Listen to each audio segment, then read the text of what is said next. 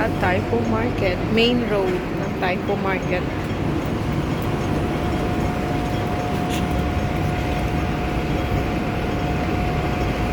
Ang kulit ni Lola, naka-red pa nga eh. Diba? Tapos pag nasagasaan, diba? Ganyan sila kakulit.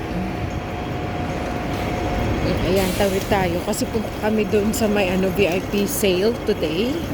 So, puntahan namin siya ngayon. Ayan guys, puntahan namin. Naka-VIP sale ngayon. It's Monday. Ay, Monday. Tuesday pala. Kasi kahapon hindi kami nakapunta. Ngayon naman puntahan bago kami punta sa market. Yung mga tinda nila dito.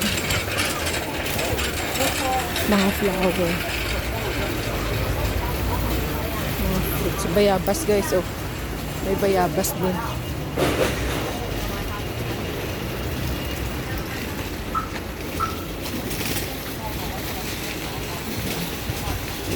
Shop.